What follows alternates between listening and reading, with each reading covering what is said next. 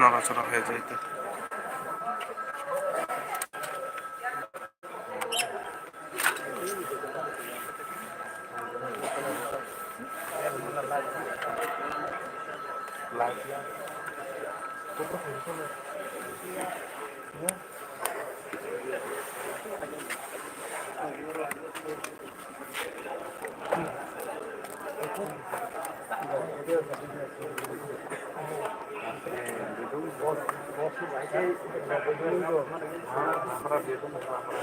কিছু তো না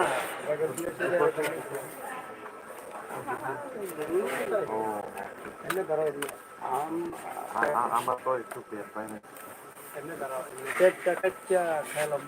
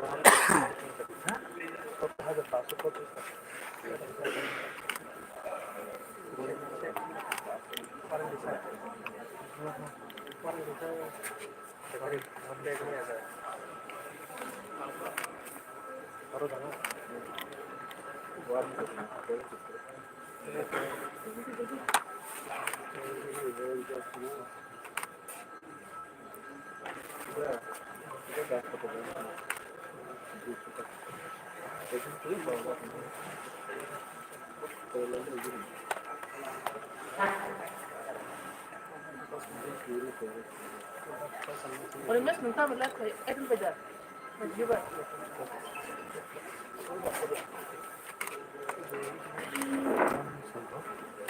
هي ده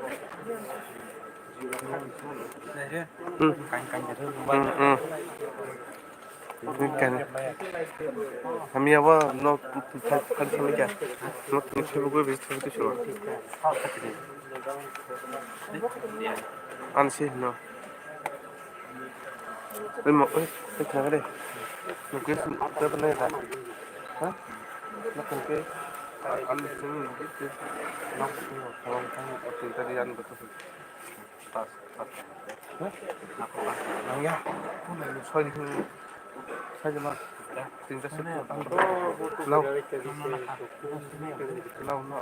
ঠিক করে বলুন এই আমাকে দিতেছে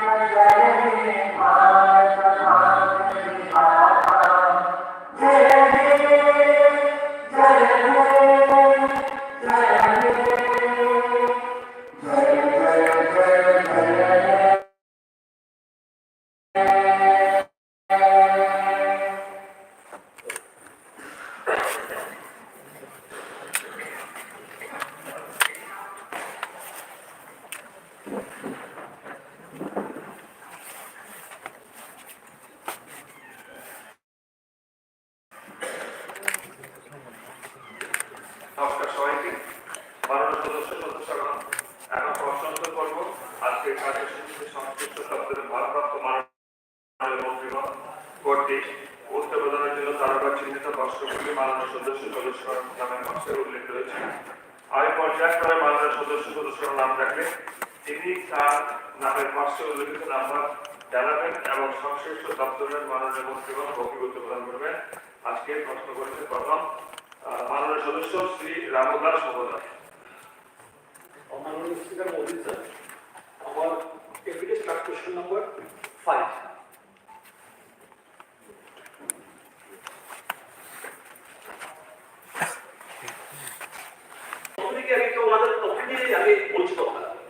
ডাক্তারের সঙ্গে সংখ্যাটা অনেক কমে যাচ্ছে। ঠিক আছে, আপনার প্রশ্ন ছিল এটা ওনারা লেবার গ্রুপ চালু করে, উত্তর দিয়ে দিয়েছি। সরে যাওয়ার দিয়ে চালু হবে। ঠিক আছে, স্টার্ট কোয়েশ্চেন লাল।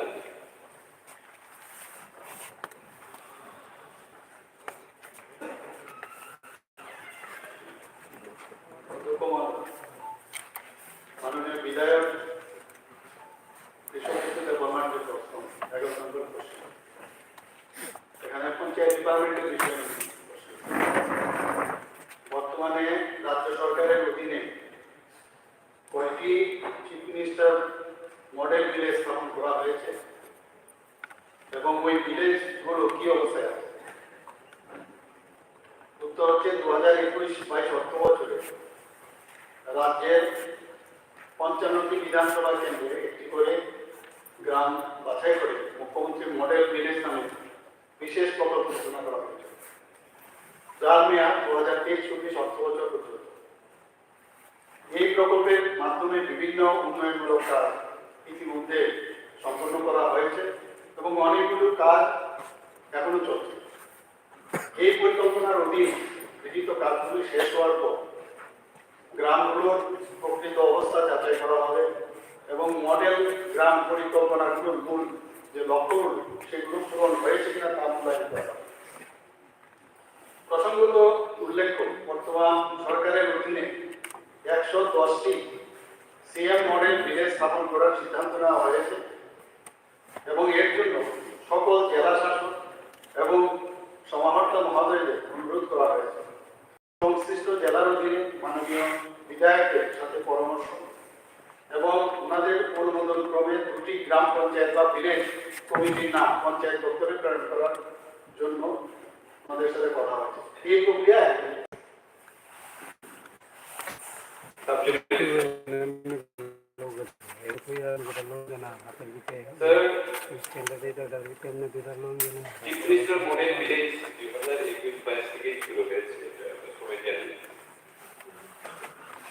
আমার কনস্টিটিউয়েন্সি আমার ব্লকের আন্ডারে যে model village Shantala AC village, সেই ভিলেজে এখনো অবধি প্রচুর গ্রাম রয়েছে যে গ্রাম মেইন রোডের সঙ্গে কানেক্টিভিটি করে দেওয়া হচ্ছে না, অথচ ওই ভিলেজকে মডেল ভিলেজ বিলে উল্লেখ করা হয়েছে। ওইখানে পোস্টার লাগানো আছে যেখানে আমাদের ওই ভিলেজে এন্ট্রি পয়েন্টে লেখা আছে যে মুখ্যমন্ত্রী মডেল ভিলেজ। কিন্তু প্রকৃত অর্থে যদি আমরা দেখতে যাই তাহলে মুখ্যমন্ত্রী মডেল ভিলেজ যদি হয় তাহলে ওইখানে সবকিছু সুযোগ সুবিধা অন্যান্য ভিলেজের তুলনায় ওখানে সুযোগ সুবিধা থাকা উচিত ছিল।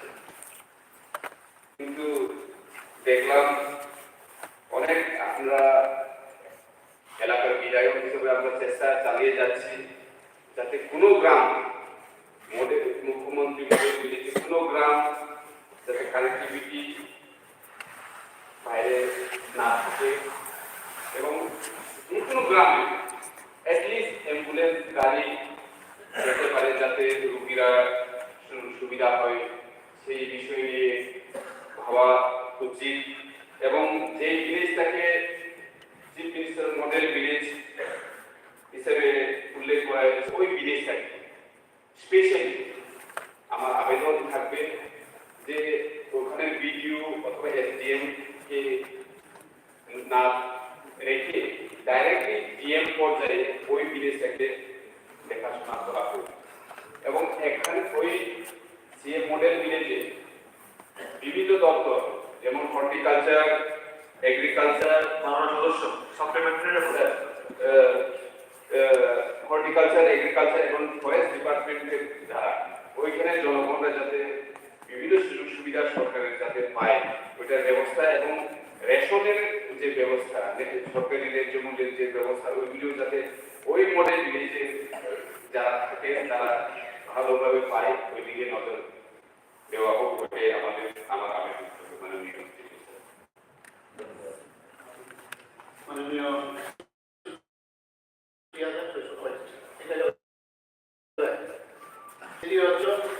বিভিন্ন আপনি বিষয় করেছেন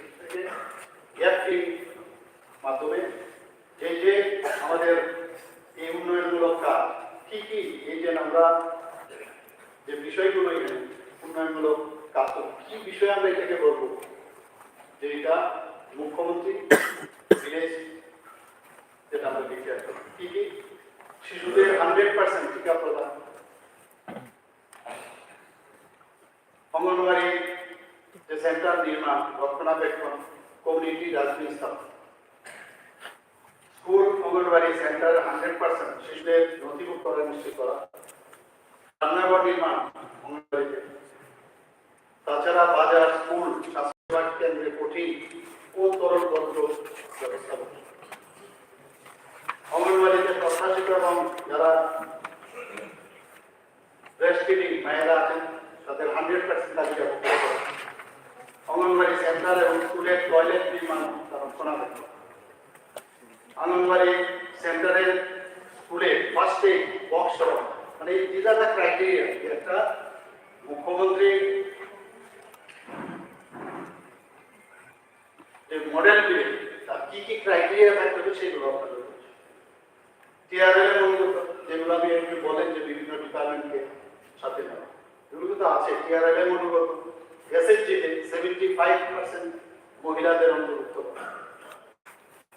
স্কুল ভবনের তার রক্ষণাবেক্ষণ, অঙ্গনওয়াড়ি এবং স্কুলের অভ্যন্তরীণ ইলেকট্রিসিটি সেটা দেখা, নাগরিকদের মধ্যে সমন্বয়ের জন্য সচেতনতা এবং স্মল বোর ডিপ টিউবওয়েল এবং স্পট ড্রিঙ্কিং ওয়াটার যে সোর্সগুলো পরিচালনা ও রক্ষণাবেক্ষণ, এডব্লিউসির সাথে সংযুক্ত নিউট্রি গার্ডেন তৈরি করা, স্কুল থেকে যারা ড্রপ আউট সেই শূন্য ড্রপ আউট নিশ্চিত করা, রাস্তায় বিধানো, ডব্লিউসি শিক্ষামূলক দেওয়া চিত্র, আয়ুষ্মান ভারত কার্ড 100% প্রদান নিশ্চিত করা, তাছাড়া গ্রাম পঞ্চায়েত বা ভিলেজ কমিটির জন্য কম্পিউটার ক্লড, ওভারহেড পাম্প স্থাপন এবং স্কুল ও এডব্লিউসি ওভারহেড ট্যাঙ্ক নির্মাণ, ক্ষুদ্র প্রান্তিক কৃষকদের 100% মাটি ও স্বাস্থ্য কার্ড নিশ্চিত করা এবং এডব্লিউসিতে 24/7 সেখানে পানীয় জলের সুবিধা করা, স্কুল এবং এডব্লিউসি টয়লেটগুলিতে চলমান যে কলেজের সমস্যা, দিস আর দ্য ক্রাইটেরিয়া। এইগুলো অলরেডি অনেকগুলো কমপ্লিট হয়ে গেছে, কিছু কিছু জায়গায় খামতি আছে, সেগুলো মানে চলছে।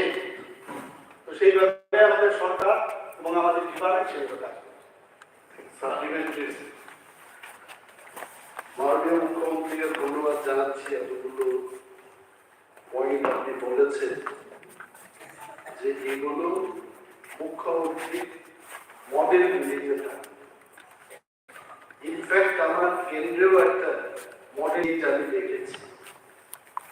মডেল বলতে যা বুঝালে আমরা যা বুঝি it should be different from others, কিন্তু আমার ভিলেজ ভিলেজটা it is not different from any other village. এবং মাননীয় মুখ্যমন্ত্রী যেটা পাঠ করেছেন এখানে, মানুষের সবচাইতে যে সমস্যাটা হলো ভিলেজ কমিটি বা পঞ্চায়েত, তাদের কাজ, খাদ্য সংস্থান, রোড, ইলেকট্রিসিটি, এইগুলো হবে প্রাইম বিষয়। এবং 12.5 লক্ষ টাকা ধার্য করে এই টাকা দিয়ে কি আদৌ মডেল ভিলেজ তৈরি করা যাবে? এবং মাননীয় মুখ্যমন্ত্রীর কাছে আমি এটাও জানতে চাই যে মডেল ভিলেজ গড়ার পেছনে লক্ষ্যটা কি?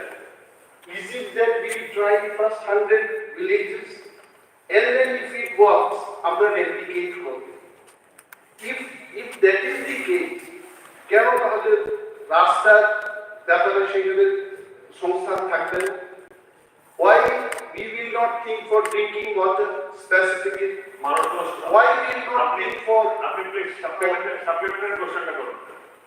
এটি তো সাপ্লিমেন্টারি, এগুলো হবে কি? মানুষের এসি কার্ড, জব কার্ড ইত্যাদি সমস্যা, এগুলো দুটি ধরনের ওই মডেল ভিলেজে পয়েন্টগুলোতে সংযোজন হবে কিনা এটাও জানতে। মাননীয় স্পিকার স্যার, আমারও একটু সাপ্লিমেন্টারি এক্সপ্লেনেশন আছে।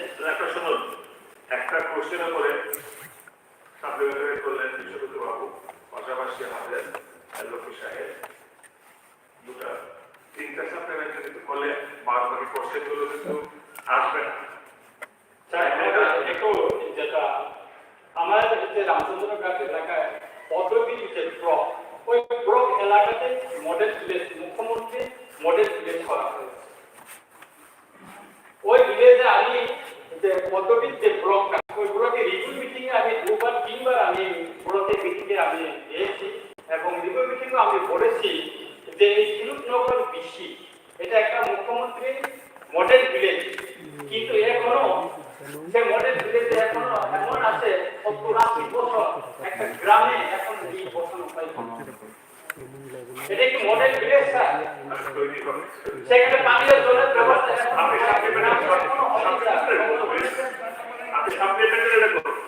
এইটাই স্যার, এটা আমার যেটা মডেল ভিলেজের যে শর্তগুলি থাকে এর ভিতরে তো জনগণের রাস্তা, পানীয় জল, বিদ্যুতের সংযোগ, এগুলো পানীয় জল থেকে এগুলো হচ্ছে না। কি ধরনের মডেল ভিলেজ স্যার? এগুলো পুরো যাবে কিনা? তাহলে তো না করলে ভালো ছিল, আগে করতে না। মাননীয় স্পিকার মহোদয়, মাননীয় অপোজিশন লিডার যে কথাটা বললেন, যে বিষয়গুলো উনি উত্থাপন করলেন, প্রতি ঘরে সুশাসন আমাদের চলছে।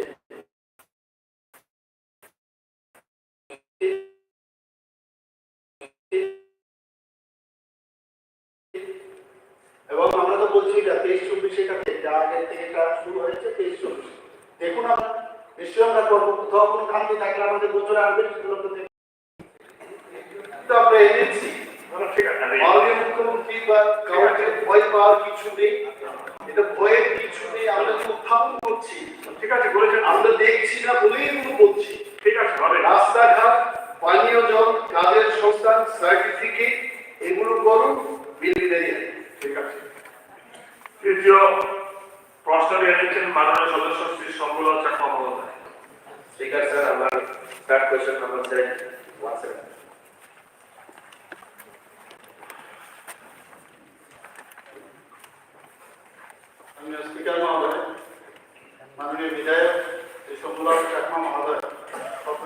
সেন উনি বলেছেন যে 1 নম্বরে মহকুমা সদর এলাকা হিসাবে শৈলাঞ্চলে জনগণের স্বার্থে আধুনিক সুবিধাযুক্ত টাউন হল নির্মাণের কোনো পরিকল্পনা সরকারের আছে কি?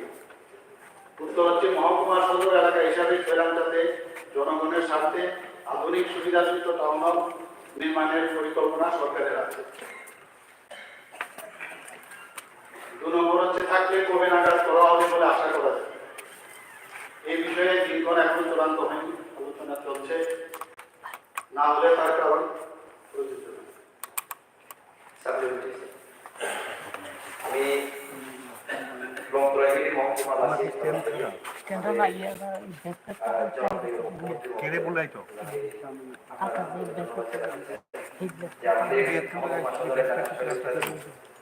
কেলে কি তুমি দিকান আধুনিক সুবিধাযুক্ত টাউন নির্মাণের যে প্ল্যান সেটা আমি হাতে নেওয়ার জন্য পাগলের মতো তবে এটাও অনুরোধ করবো যেহেতু পাবলিক রিলেটেড এই বিষয়টা আমরা জানি আজকাল আমাদের সরকারের তরফ থেকে স্কিল ইন্ডিয়া মারফতে বিভিন্ন যুবকদের তাদের দক্ষতা বৃদ্ধির জন্য কাজ চলছে। এর জন্য বিভিন্ন প্রশিক্ষণের ব্যবস্থা করতে পারে।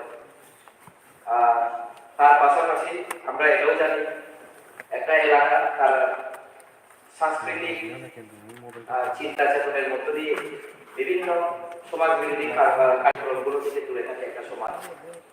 তো তার জন্য কালচারাল প্রোগ্রাম করার জন্য আমাদের টাউন হলের দরকার, স্কিল বিভিন্ন প্রশিক্ষণ করার জন্য টাউন হলের দরকার। কাজে সেক্ষেত্রে সেই দিক দিয়ে বিচার বিবেচনা করে যদি একটু তাড়াতাড়ি উদ্যোগ নেওয়া যায়। আমরা দেখেছি এক্সিকিউটিভ ইঞ্জিনিয়ারদেরকে নিয়ে আমরা জায়গাও সিলেকশন করে রেখেছি যদি সেখানে করা যায়, কারণ এখন এক্সিস্টিং যেটা আছে সেখানে সুন্দর প্রোগ্রাম করা যায় না। বহু মান্দাতা আমাদের টাউন হলে এটাই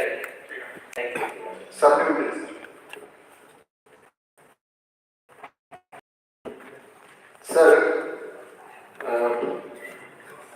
আমি মাননীয় সম্ভবর সাথে যুক্ত করতে চাই। শুধু সাব ডিভিশন এরিয়াতে নয়, আমার মনে হয় বর্তমানে প্রত্যেক বিধানসভা এলাকাতে একটা অত্যাধুনিক হলের প্রয়োজন আছে। এছাড়া প্রত্যেক পঞ্চায়েতেও অন্তত একটা কমিউনিটি হলের প্রয়োজন আছে। আমার এলাকাতেও চৌমনি গ্রাম পঞ্চায়েত, খাসমনি গ্রাম পঞ্চায়েত, কুমারিয়া গ্রাম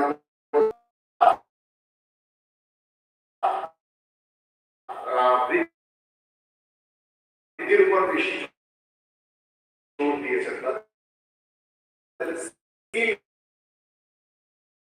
ট্রেনিং এর উপর বেশি জোর দিয়েছেন। বর্তমানে হিউজ পরিমাণে আমাদের কৃষি দপ্তর থেকেও কৃষকদের ট্রেনিং হচ্ছে, করতে হয় তো ইত্যাদি অনেক ট্রেনিং আজকাল পঞ্চায়েত স্তরে দেওয়া হচ্ছে। তো সেখানে হলঘর নেই। আমার মনে হয় অন্তত প্রত্যেকটা পঞ্চায়েতে একটা হলের ব্যবস্থা, ট্রেনিং দেওয়ার মতো, এবং প্রত্যেকটা বিধানসভায় অন্তত একটা অত্যাধুনিক হল ব্যবস্থা করা উচিত। এটাই আমার স্যার। ধন্যবাদ সাপ্লিমেন্টারি স্যার, আমার কমলাসাগর বিধানসভায় অত্যাধুনিক কোনো হলঘর নেই, যাই একটি আছে সাধারণ, এটাও মণিপুর পিএসএফ অধীনে আছে। ঠিক আছে দিদিমণি, আমাদের রংপুরে আপনার কাছে আছে। ঠিক আছে মাননীয় মুখ্যমন্ত্রী, মাননীয় স্পিকার মহোদয়, মাননীয় বিধায়ক শম্ভুবাবু যে বিষয়টা বলেছেন আমি উত্তর দিয়ে দিয়েছি। তারপর আমি বলছি যে আরডি দপ্তরে পরিদর্শন করেছেন আমাদের মহকুমা প্রশাসনের পক্ষ থেকে, এবং সেটা নিশ্চয়ই সেটা হবে যে বলেছি সেটা আগামী দিন নিশ্চয়ই হবে। আর বাকি যে প্রশ্ন এখানে প্রস্তাব আকারে দিয়েছে, প্রস্তাব আসলে সাপ্লিমেন্টারি জাস্ট আমি অনেকবার কৈশোর জমা দিয়েছিলাম যে 90 জেলা সাব ডিভিশনের মধ্যে একটাও ভালো একটা অত্যাধুনিক হল এখন নেই। আমি অনেকবার জমা দিয়েছিলাম, কাগজটি এখন একটা আনসার আসেনি। তো 90 জেলা সাব ডিভিশন একটা বড় একটা সাব ডিভিশন, এবং 1 লাখ এরকম পজিশন আছে, তার জন্য কি কোনো সরকারি পরিমাণ আছে? 90 জেলা সাব ডিভিশন অত্যাধুনিক একটা কমিশন আমি অনেকবার জমা দিয়েছিলাম। মাননীয় মুখ্যমন্ত্রী মতো বললেন প্রস্তাব আকারে পাঠান, বিবেচনা করুন, পাঠান প্রস্তাব পাঠান। সবগুলা প্রস্তাব দিয়ে যদি পয়সা আপনাদের সরকার কিছু করবে না,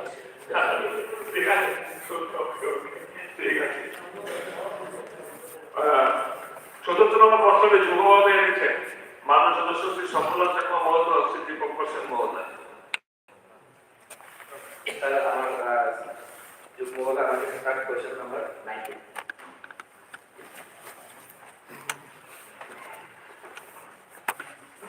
কর্ণাটক মহোদয় কোয়েশ্চেন নাম্বার 19 প্রশ্ন 1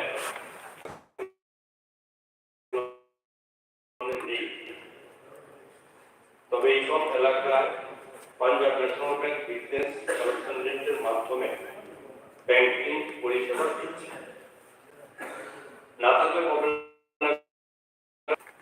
লাউগান কাঠমান্ডু অ্যাকাউন্ট 35 কিলোমিটার বিধানসভা কেন্দ্র আমার বিধানসভা কেন্দ্রের অংশ এখানে 10টা বুথ সেখানে আছে এখানে পরিবার আছে 2000 সেখানে আছে রাজ্যের বৃহত্তম গরুবাজার করতে যা আপনারা জানেন সেটা হচ্ছে লাউগান সেখানে আছে দীর্ঘদিন আগে থেকে এই বাজার সেখানে চলছে প্রচুর মানুষের সমাগম সেখানে হয় এবং এটা একটা কৃষি প্রধান এলাকা লাউগান আপনারা জানেন সেখান থেকে প্রচুর ধান উৎপাদন হয় সবজি উৎপাদন হয় এই জায়গাটার সঙ্গে ব্যবসা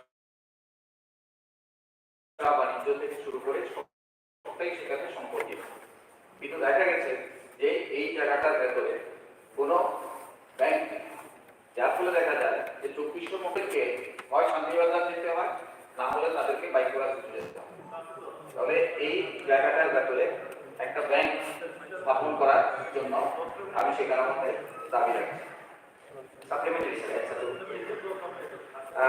মাননীয় মন্ত্রী মহোদয়কে অনেক অনেক ধন্যবাদ আমাদের এখানে ব্যাংক স্থাপনের উদ্যোগ নেওয়ার জন্য। আর সাথে তার জরুরি দায়িত্ব বলবো সেখানে যেহেতু উদ্যোগ নেওয়া হবে সেটা বলার দরকার নেই, ধন্যবাদ, কিন্তু একটু যদি তাড়াতাড়ি হয় ভালো হবে।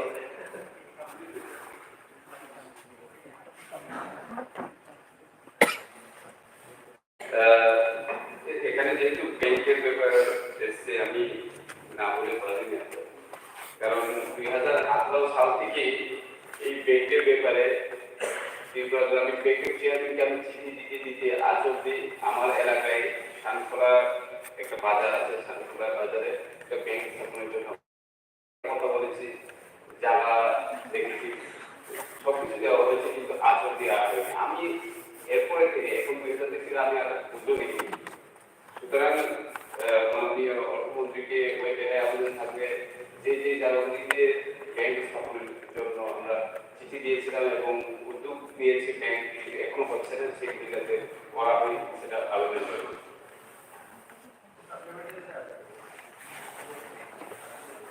কাকরাইল বিধানসভা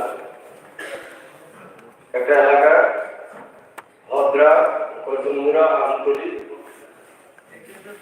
উত্তর সিলেট এই বিস্তীর্ণ এলাকার মানুষ প্রচুর পরিমাণে ব্যাংকের অসুবিধা আমি মাননীয় মন্ত্রী মহোদয়ের কাছে আবেদন করবো সেখানে একটা ব্যাংক করা যায় কিনা ভেবে দেখা যায়। ঠিক আছে দেখবেন স্যার প্লিজ আমি বলছি দেখুন আমার অঞ্চলে একটা ব্যাংক দরকার আমি এর আগে উল্লেখ করেছি যদি সাতটা বিধানসভার ব্যক্তি বলে দিলেন আমার আমি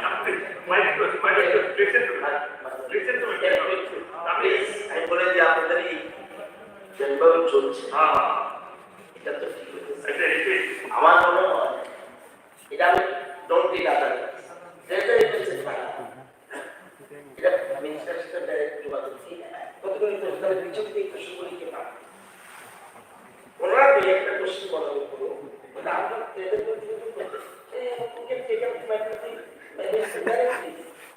আমার মনে হয় আমরা মাননীয় মন্ত্রী মহোদয়ের সাথে ডাইরেক্ট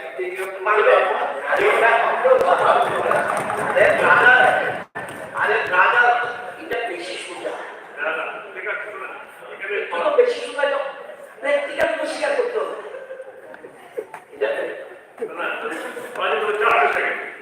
এখানে যিনি প্রশ্ন করবেন উনি একটা সাপ্লিমেন্টারি করবেন প্লিজ আর এডিশনাল অন্য কেউ করতে পারবেন 3-4 সাপ্লিমেন্টারি হলে পেছন থেকে প্রশ্ন আনা যাচ্ছে না যিনি প্রশ্ন করবেন mister Shambhulal Chakma please mister Shambhulal Chakma please সবাইকে বলছি সবার উদ্দেশ্যে বলছি যিনি প্রশ্ন করবেন উনি একটি সাপ্লিমেন্টারি আর এডিশনাল আয়োজন করবে। তাহলে তো বাসের কত কালকেও চারটা না 5টা কোশ্চেন এসেছে, আর এখন চলে 4টা। প্লিজ 5 লোক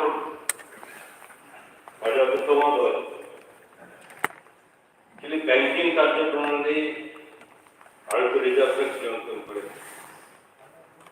আমাদের ত্রিপুরা রাজ্যে বিশেষ করে প্রত্যন্ত এলাকা এবং গ্রামীণ এলাকায় ব্যাংক শাখা এবং এটিএম কাউন্টার স্থাপন করার ক্ষেত্রে বিশেষভাবে শুরু করেছে আমাদের সেটা সরকারের পক্ষ থেকে বিভিন্ন এলাকার প্রয়োজনীয়তা দেখে সেটা আমরা প্রস্তাব রাখছি এবং শাখা এবং এই যে এটিএম কাউন্টারের বিশেষ করে রাজ্যের বিভিন্ন অঞ্চলে বিশেষ করে গ্রামীণ এলাকায় ত্রিপুরা গ্রামীণ ব্যাংকের শাখা এবং এটিএম কাউন্টারের সংখ্যা অনেকটা বৃদ্ধি পেয়েছে।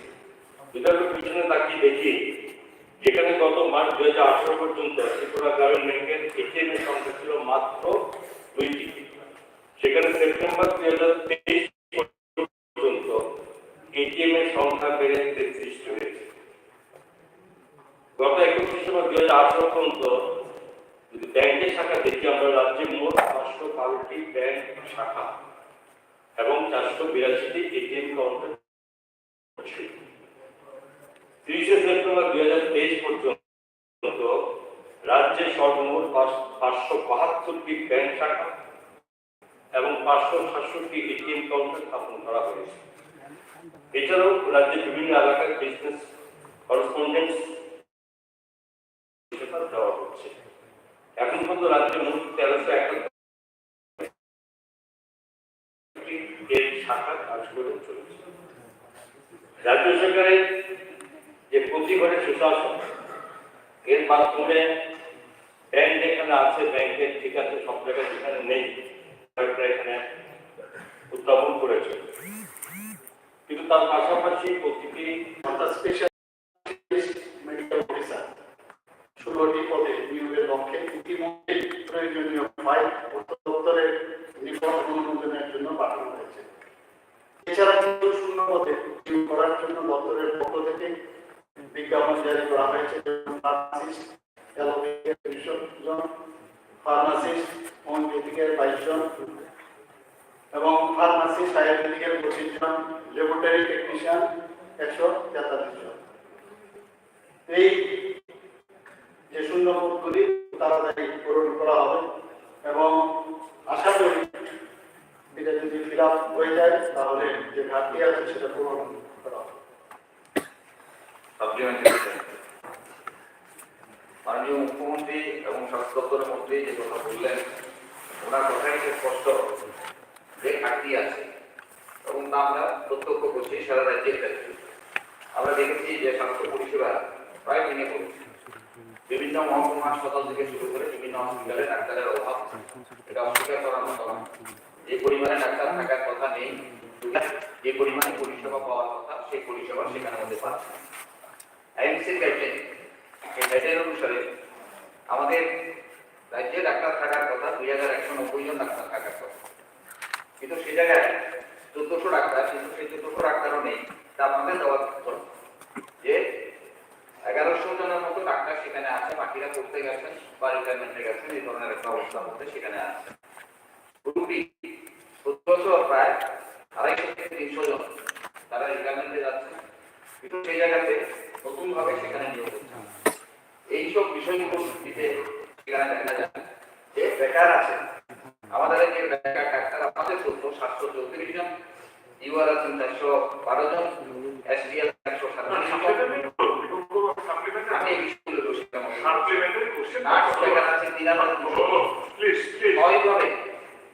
পরিষেবা এটা এমন একটা জিনিস, এটা প্রতি মুহূর্তেই মানুষের সেখানে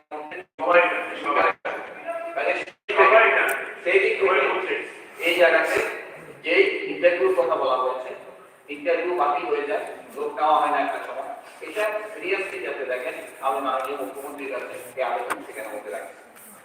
আপনার সাপ্লিমেন্টারি ব্যবস্থা নয় লোক নেওয়ার ক্ষেত্রে, এটাই তো।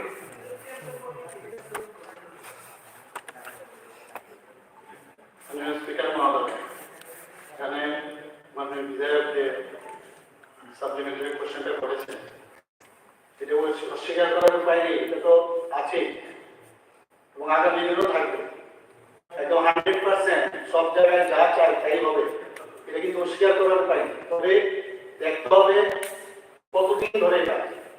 আমাদের স্বাস্থ্য দপ্তরের পক্ষ থেকে চেষ্টা চলছে, যেখানে গ্যাপ আছে, যেখানে ফিল আপ করা যায় ফিল আপ করার আমরা প্রক্রিয়া দ্রুতগতিতে চালাচ্ছি। আপনার অবগতির জন্য আমি জানাচ্ছি যে আমাদের 226টি চিকিৎসক এবং 429টি প্যারামেডিক্যালের শূন্য যেটা পদ পূরণ করার জন্য রাজ্যের অর্থ দপ্তর অনুমোদন দিয়েছে। তাছাড়া যাতে আরো উন্নত চিকিৎসা ব্যবস্থা করা যায়, 175 জন নার্স এর মধ্যে আমরা নিয়োগ করব। এবং আমি আপনাকে আশ্বস্ত করতে চাই, যেহেতু আমিও স্বাস্থ্য দপ্তরে ছিলাম, আমি এই বিভাগে আছি, নিশ্চয়ই আমরাও চাইলাম কোন জায়গায় স্বাস্থ্য দপ্তর নিয়ে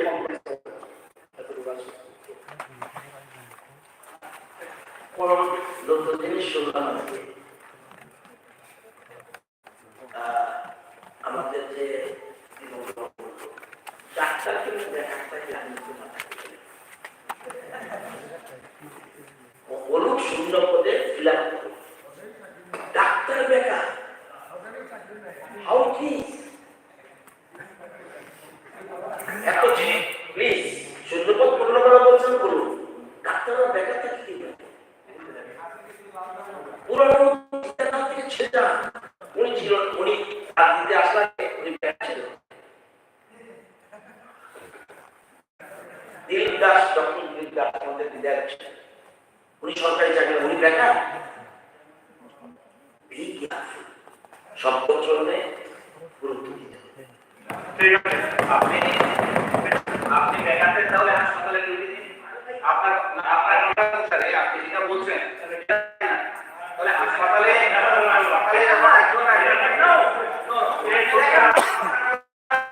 আপনি জানেন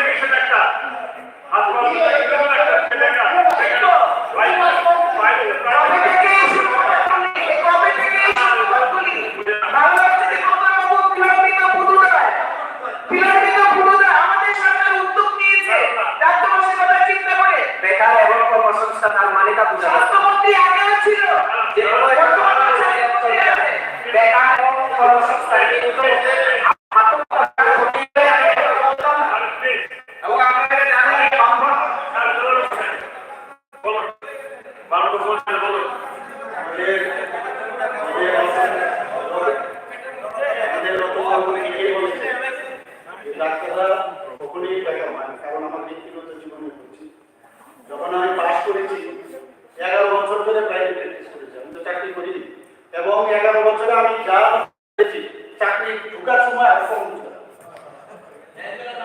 আচ্ছা সেটা না, হাসপাতালে চাকরি করলেই তিনি বেসরকারি স্তরে প্রাইভেট প্র্যাকটিস করতে পারে, ডাক্তাররা করছেন।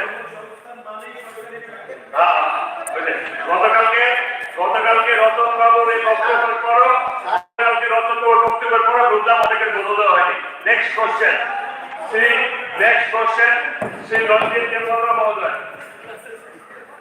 মাননীয় স্পিকার স্যার, আমাদের স্যার কোয়েশ্চন নং 18।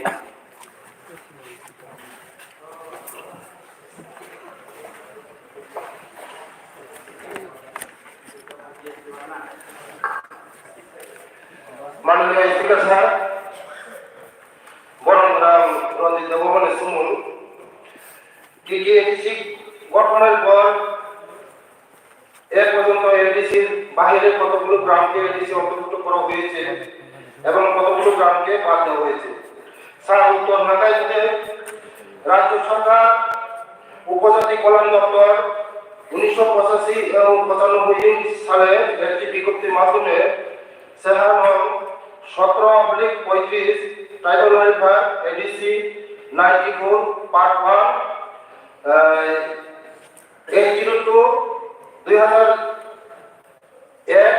dated 22/7/1995 অনুলিপি সংযোগ করতে সংযুক্ত আছে অনুসারে এডিসি গঠনের পর এ পর্যন্ত এডিসির বাহিরে নিম্নলিখিত 570টি ভিলেজ পাড়াকে এডিসি অন্তর্ভুক্ত করা হয়েছে এবং 133টি ভিলেজ পাড়াকে এডিসি থেকে বাদ দেওয়া হয়েছে তা নিম্নে দেওয়া হয়েছে স্যার। মহকুমা নামগাঁও যেটা অন্তর্ভুক্ত ভিলেজ পাড়া ধর্মনগর 12টি, কৈলাসহর 48টি, কমলপুর 64টি, অমরপুর 27টি, বিলুনিয়া 56টি, সাবরুম 30টি, উদয়পুর 38টি, খোয়াই 117টি, সদর 132টি, সোনামুড়া 46টি, মুরগুমেশা 570টি। 23 নম্বরতম যে সমস্ত জনজাতি উপজাতি এখনো এডিসি বাহির রয়েছে আগামীতে সে সমস্ত গ্রামকে এডিসিতে অন্তর্ভুক্ত করার জন্য রাজ্য সরকারের কোনো পরিকল্পনা আছে। উত্তরবঙ্গের বিচার যে সমস্ত জনজাতি উপজাতি গ্রাম এখনো এডিসির বাহিরে রয়েছে সেই ব্যাপারে এডিসি কৃতপক্ষ জানিয়েছে যে এডিসি কৃতপক্ষ নীতিগতভাবে এডিসি সঙ্গে সংযুক্তিকরণের সিদ্ধান্ত নিয়েছে। তবে রাজ্যপাল কৃত নিয়োজিত কমিশনের মাধ্যমে এডিসি এলাকাতে বিভিন্ন এডিসি বহির্ভূত এলাকায় সংযোগ এবং বিভাজন করা হয়ে থাকে। 3 নম্বর প্রশ্ন হয়েছে আপনাদের, যদি পরিকল্পনা থাকে তবে কবে নাগাদ অন্তর্ভুক্ত করা হবে বলে আশা করা যায়? উত্তর খাই স্যার, এই ব্যাপারটি এডিসি কৃতপক্ষের বিচার দিয়ে 4 নম্বর প্রশ্নকার যদি না থাকে তার কারণ কি? উত্তর প্রযোজ্য নয়। স্যার, আমার সাপ্লিমেন্টারি কোয়েশ্চন, আপনি যেটা বলেছেন এটা সবই ঠিক আছে, এর জন্য ওনাকে আমি ধন্যবাদ জানাচ্ছি। কোনো সারা অনেকটা মসজিদ ও বাংলাদেশ সানানি কত নকরংকা কত বড় পাই সাকাইন তিনি মন্ত্রী মহোদয় bisa aku budiwana মাননীয় ব্রহ্মনাম মন্ত্রী সিংহান মুসুঙ্গো তারও গোबां পারা দंगो যেটা এডিসি কানি বা এডিসি যে কোবাই কানা আমতি পারা गोबां दंगो आं सिनि मन्त्रि ब्रह्मनाम मन्त्रि बक्राति पारानि कानानि कतो सानो abang kalau Naरायणपुर PCO যে পারা অব এডিসি গানা কিন্তু বড় খাই আমরা জেনারেল পাই না একাই আর আমরা সংখ্যাও বড় খাওসা কিন্তু দিমনি বাগে গলাইছে অনেক ধরনের সবাইকে ফ্লোবনিকা এসএম অফিসার লেখা এডিসি রুবো বলিকা কিন্তু সিম অমন চিন হয় যে পারা যে মনে এডিসি অন্তর্ভুক্ত খাই না কমতি হয় না কাইটা বটলি পারা যেটা তিনি এডুকেশন নিবে সময় আর না মানে পারা তো তাবো এডিসিও হইয়া অন্তর্ভুক্ত হইয়া কিন্তু আপাতত কি প্রাসার পারা পাইতে নাইবা বটলি আবার রামচন্দ্রকে কি করব এটাকে সমগ্র তাবো অপারার হইয়া কমতিয়া এটা গোबां পারা এবং সাধু পারানো লেফটনে আমরা বাতরি থাকা কিন্তু সাধু পারা কি প্রাসার কামি পারা আবার তাবো আর বড় বাইরে খবর পাশে এডিসিও অন্তর্ভুক্ত আর মেঘুলি কি প্রাসার ন এটা কমতিয়া এটা সাবরণী কলাসরণে কিছু পারা কাতর শরীর সঙ্গ যেটা আবো এডিসি গোबां মানে বড় নিচিনি প্রাসানি পারা সঙ্গ অন্তর্ভুক্ত না ঠিক সেমিনো আমরা সর্ব গোबां প্রাসার কামি সঙ্গ একে আরো বচিনি বড় রঙি যে এডিসি খাতার সঙ্গ বড় এডিসি পাইবো কোনবানা কে অল সামুদ্রন তাতি দুসি লাইনা কাঙ্গাকাই এগুলাইকেনা আমনাই তামনি হিমবা এডিসি এলাকাও যতন প্রাসার মানে আপনি বাগৈ আমি পয়সা বইসনে মাননীয় ব্রহ্মনাম মন্ত্রী থানি যে অমন দাকি খাই বাহাইকাই ও যে পারাদন্য সিনিবুই সনাক্ত ফলাই বাহাইকাই এডিসি অন্তর্ভুক্ত খাইবা আবন বাগৈ জাতি রমনাবো আমি কইতো না Honorable Speaker, sir. আমি সাপ্লিমেন্টারি হাইছে মাননীয় মন্ত্রী যে আরম্ভ মাধ্যমিক শাখা এডিসি কর্তৃপক্ষ শাখা নয় সামাজিক এডিসি কর্তৃপক্ষ সামাজিক সীমিতংলা রাজ্য সরকার সারা নাই খাইলাই নাই আবুনো যিনি মানুষ বর্তমান মন্ত্রী যে সামাজিক অজাগাও এডিসি কর্তৃপক্ষ সাদা ছিল রাজ্য সরকারের নাহামু এডিসি কর্তৃপক্ষ সাহিত্যকা जों सिउ दाउ राज्य सरकार सारा जों फाइले अवश्य दाबो फाइले के फाइया माने राज्य सरकार ताम नाहामु तो ताम मासुम तो अवश्य हिसाब सारा orang-orang di sini sah sini orang-orang yang ada orang di sini supaya sini सरकार kembali pada মন্ত্রী প্রসাদ চিনি বড় বঞ্চিত খাইকা চন্দ্রগণ সাইমন চিনি বড় বিশেষ করে মারামাতি বছর চন্দ্রগণ খাওয়াতে শিকার পেয়ে চিনি aku jeng yang saya masih menulis sini borong tahu ke sini para tahu di ada pasal suya atau lama suya CPM nama sini borong boleh konflik kerja sah je notifikasi kerja mana ini edisi ini hoje zara sini para parti mana mau CPM ni mau parti sah jengayo sini marisan ini netizen sini borong ni je para tempat tangka jengam tu ini aja jengam kami dino ko para lo jeng marisan ini netizen jeng sini para je parti mana sini सरकार को jengayo sini borong bagi sangkang ni sini para lo jengam hambat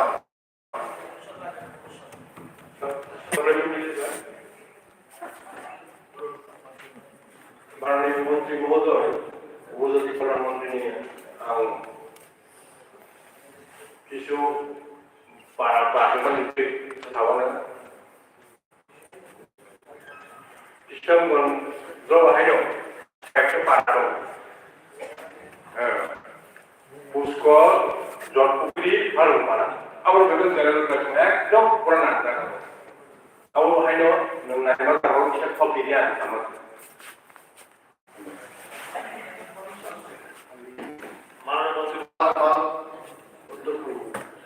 মাননীয় মন্ত্রী মহোদয় উত্তর দিয়েছে এবং উনি হাউসে আশ্বস্ত করেছেন প্রফেসর ডক্টর মানিক শাহজির নেতৃত্বে যে সরকারটা হচ্ছে এই সরকার চেষ্টা করবে যে সমস্ত জনজাতি অধ্যুষিত এলাকা ডিসির বাইরে আশ্বস্ত করছেন এবং আমাদের পক্ষ থেকে মাননীয় মন্ত্রী মহোদয় মন্ত্রী পরিষদের সমস্ত সদস্যকে ধন্যবাদ। Thank you. মাননীয় সপ্তম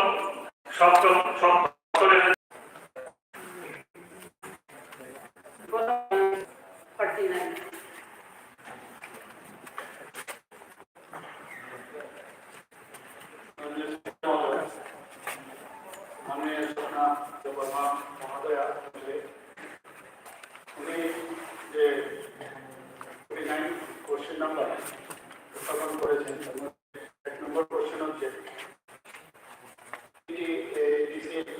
ভিলেজ কমিটিগুলিতে রাজ্য সরকারের কতজন ভিলেজ সেক্রেটারি ডেপুটেশন কর্মরত রয়েছে। উত্তর হচ্ছে রাজ্য সরকারের পঞ্চায়েত দপ্তরে 270 জন পঞ্চায়েত সেক্রেটারি বর্তমানে ডিসিতে ডেপুটেশন ভিলেজ সেক্রেটারি হিসাবে কর্মরত রয়েছেন।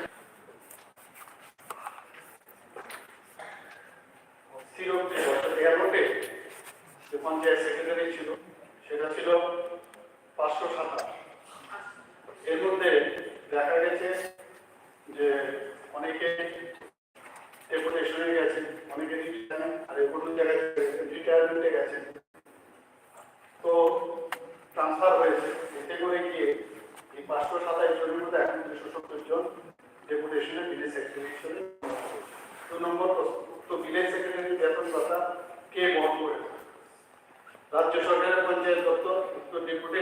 ভিলেজ সেক্রেটারিদের বেতন ভাতা বহন করবে। Supplementary, sir.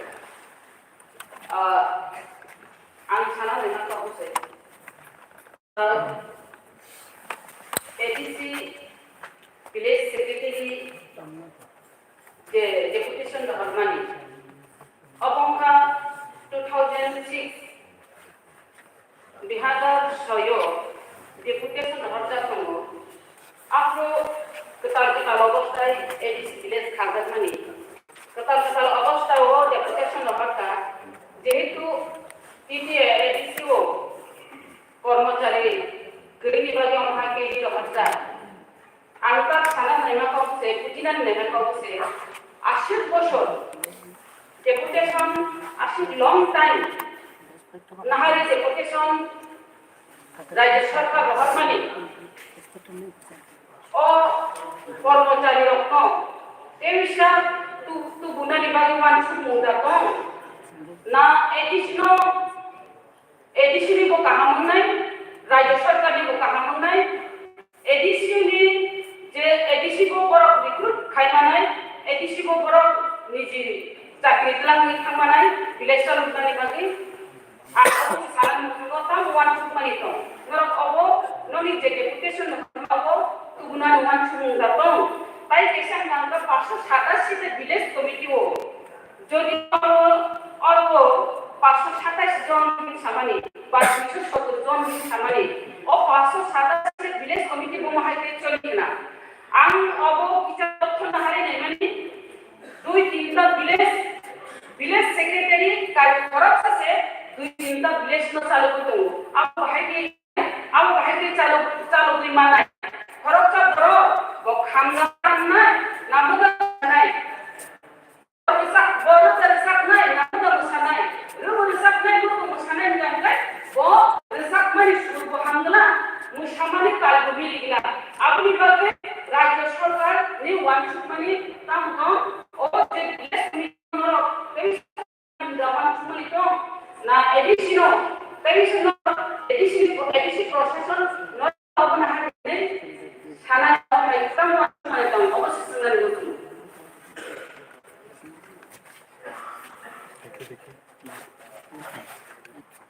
মাননীয় স্পিকার মহোদয় উনি বিদায় বলেছেন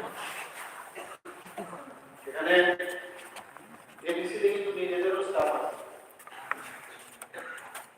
এবং আমাদের এখানে যদি ব্যতীত আমাদের এই যে পঞ্চায়েত সেক্রেটারি ভিলেজ সেক্রেটারি অনেক এখানেও কিন্তু কমতি আছে এর জন্য আমরা চেষ্টা করছি যে আমরা যাতে সেই সেক্রেটারি পঞ্চায়েত ভিলেজ সেক্রেটারি আমরা নিতে পারি বা পঞ্চায়েত সেক্রেটারি নিতে পারি এখানে আপনারা অবশ্যই জন্য জানাচ্ছি যে যারা যারা সেক্রেটারি রিটায়ারমেন্টে গেছে সেখানে আমরা ভিলেজ সেক্রেটারি রিটায়ারমেন্টে গেছে সেখানে আমরা পঞ্চায়েত সেক্রেটারি এবং রুরাল প্রোগ্রাম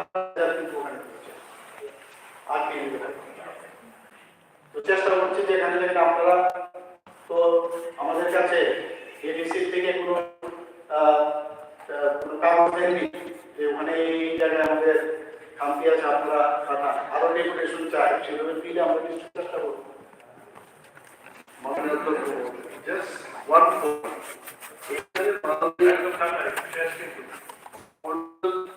MLA যে প্রশ্নটা এটার উদ্দেশ্য আমি 2 বছর ছিলাম এডিসিতে এখান থেকে যারা ডেপুটেড ওরা সেখানে দুর্নীতিও করে I know 2-3 cases like that. এদের বিরুদ্ধে এনকোয়ারি হবে এই সময়টাতে কোনো না কোনো চ্যানেল ব্যবহার করে দেখে ব্যাক টু দিস এবং এবিসি নিজস্ব যদি ভিলেজ সেক্রেটারি যদি তারা নিতে পারে then those employees অর্থাৎ ভিলেজ সেক্রেটারি সম্পূর্ণরূপে এবিসি কন্ট্রোলে থাকে এদের দুর্নীতিকে দমন করতে গিয়ে এটা সহায়ক that is why she brought this question তো আগামী দিন এবিসি যেন তাদের নিজস্ব ভিলেজ সেক্রেটারি নিয়োগ করতে পারে সেই ব্যবস্থাপনা আপনি গ্রহণ করবেন মানে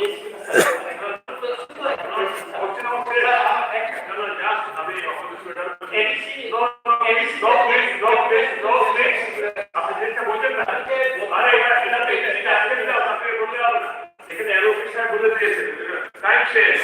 মাননীয় স্পিকার মহোদয়, এখানে আমাদের মাননীয় অপোজিশন লিডার যে বলেছে সে তো এডিসির বিষয়, আপনারা তো দেবেন কি নেবেন না সেটা তো আপনারা নেবেন, সেটা আমরা কি করে দেবো? ফাইন্যান্স অনুমোদন না দিয়ে কি করে, টাকা ছাড়া কি করে, টাকা ছাড়া কি করে you sir ঠিক আছে, ওকে। বিলের থেকে আমাদের মাননীয় সদস্য আমাদের এই টাকা আমাদেরও করতে হয়, আপনাদেরও যে টাকা দেয় এই টাকার মধ্যে আপনাদেরও ডিসিশন দিতে হয়। মাননীয় সদস্যগণ, প্রশ্নোত্তর পর্ব শেষ হলো। যে সমস্ত তারকা চিহ্নিত প্রশ্নের উত্তর দেওয়া সম্ভব হয়নি সেগুলো সহ তারকা চিহ্নিত প্রশ্নগুলোর উত্তরপত্র সবার টেবিলে পেশ করার জন্য সংশ্লিষ্ট বিভাগের মাননীয় মন্ত্রী সদস্য থেকে 3টি রেফারেন্স পিরিয়ড নোটিশ পেয়েছি। সেই নোটিশগুলি পরীক্ষা স্যার স্যার মাননীয় একটা জিনিস, গতকাল সিবিএসই তে ককবরকে যারা পরীক্ষা দেবে তারা রোমান স্ক্রিপ্টে লিখতে পারবে না, এই বিষয়টা নিয়ে আমরা উত্থাপন করেছি। এবং গতকাল তিনি ভারপ্রাপ্ত মন্ত্রী ছিলেন শ্রী রতনলাল নাথ মন্ত্রী বলেছিলেন হাউসের মধ্যে যে কি চিঠি লেখা হয়েছে, এই চিঠি দেখে একটা সিদ্ধান্ত। আমাদের প্রস্তাব ছিল 5,000-এর বেশি ছাত্রছাত্রীরা যারা ককবর বিষয়ে নিয়ে পড়াশোনা করছে আগামী 15ই ফেব্রুয়ারি তারা পরীক্ষা দেবে। কি স্ক্রিপ্টে লিখবে আদার দেন বেঙ্গলি, রোমান স্ক্রিপ্টের কথা আমরা বলছি, কারণ তারা other than Roman script they can't write in any other script. আমাদের ত্রিপুরার আছে হায়ার এডুকেশন রোমান স্ক্রিপ্ট এবং বেঙ্গলি স্ক্রিপ্ট, দুইটি স্ক্রিপ্টে ছাত্রীরা ককবর পরীক্ষাতে লিখতে পারছে, ইউনিভার্সিটিতে হচ্ছে। এবং ত্রিপুরা বোর্ড অফ সেকেন্ডারি এডুকেশনও আমি গতকাল বলেছি পালি, লুসাই এবং সংস্কৃত এই বিষয়টাতেও বিভিন্ন দিয়ে লিখতে পারছে। তো আমরা দাবি করছি, আমরা প্রস্তাব রাখছি, এই হাজার হাজার ছাত্রছাত্রীদের ভবিষ্যৎ যেন নষ্ট না হয় তার জন্য রাজ্যের শিক্ষা দপ্তর থেকে বা ডাইরেক্টরি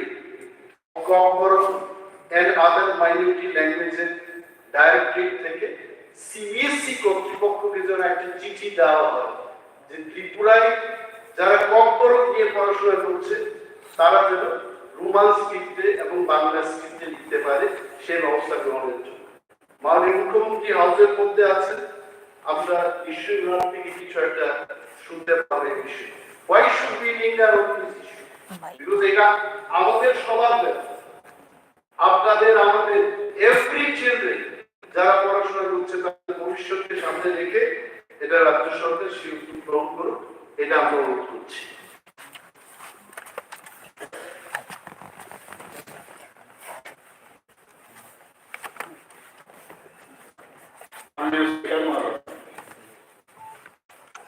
এর আগেও বিধানসভা মাননীয় অপোজিশন লিডার মহোদয় এই বিষয়ে আলোচনা করেছিলেন। উনি ব্যক্তিগতভাবে আমার সাথে দেখাও করেছিলেন, বলেছেন একটা কমিটি করার জন্য স্ক্রিপ্টের বিষয়। এখানে দুটো জিনিস, একটা হচ্ছে এই বিধানসভাতে মাননীয় অপোজিশন লিডার তখন বলেছিলেন যে যদি তামিলনাড়ুরও স্ক্রিপ্ট হয় আমার কোনো আপত্তি নেই। আমরাও বলছি এটা আমাদের কোনো আপত্তি নেই, তামিলনাড়ুর স্ক্রিপ্টও যদি হয় আমাদের কোনো আপত্তি নেই। তো এই বিষয়ে আমি একটা কমিটি অলরেডি করেছি, ডক্টর প্রধান নেতৃত্বে আমরা একটা কমিটি করেছি 3 জনের, এবং তারা আমার সাথে দেখাও করেছে। তাদের রিপোর্ট পাওয়ার পরে আমি সিদ্ধান্তে উপনীত হতে পারব। স্যার পরীক্ষা চলে যাবে, এই ছাত্রছাত্রীরা করবে আরটিআই দিয়ে গতকাল আমরা বলেছিলাম, আরটিআই দিয়ে আপনার দপ্তর থেকে আমরা জানার চেষ্টা করেছি 19 তারিখ September directorate of Kokborok and other minority language থেকে বলেছে regarding the framing of CBSE Kokborok language question paper in Bengali script. আপনি বলুন যে যারা পরীক্ষা দেবে তাদের ভবিষ্যৎটা কি হবে?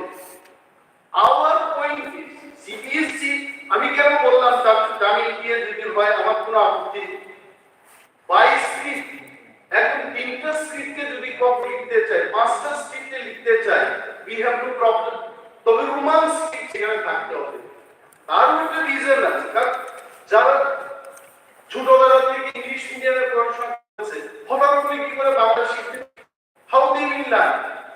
আমাদের ত্রিপুরা রাজ্যে আপনার পাশে প্রাক্তন শিক্ষামন্ত্রী বসে আছেন, বিদ্যালয় স্কুলগুলো যখন সিবিএসই তে পরিণত হলো, গভর্নমেন্ট অর্ডার রয়েছে আপনার সরকার থেকে, চাঁদনী চন্দ্র সমস্ত ডিস্ট্রিক্ট এডুকেশন অফিসারদের চিঠি লিখেছে 14 তারিখ আগস্ট মাসে, কি বলেছে যে regarding submission of list of subjects with number of students which have been offered to the students of class 10 and class 12 of 96 CBSE affiliated Vidyajyoti schools in connection with the introduction of bilingual within bracket English and Bengali question papers in the board examination of February 2024 of CBSE. যদি এটা হয়, যদি এটা হতে পারে, CBSE understand overnight ত্রিপুরার ছেলেমেয়েরা যারা বাংলায় পড়াশোনা করছিল, overnight they can't learn English, ওরা জানে দেখুন কম করো, এই দপ্তর থেকে কেন যাবে? Why will not? ওই কমিটির রিপোর্ট কবে আসছে তাতে 5000 ছেলে মেয়েদের ভবিষ্যৎ নষ্ট হয়ে যাবে, তারপরে কমিটি রিপোর্ট দেবে। উইদাউট দ্যাট কমিটি আমরা এই হাউসের মধ্যে এতজন লোক বসে আছি, 60 elected representative, we cannot take any decision. ওই কমিটি শুধু ডিসিশন নেবে, why can't we take decision? ওই 5000 ছেলে মেয়েদের কি ভবিষ্যৎ হবে?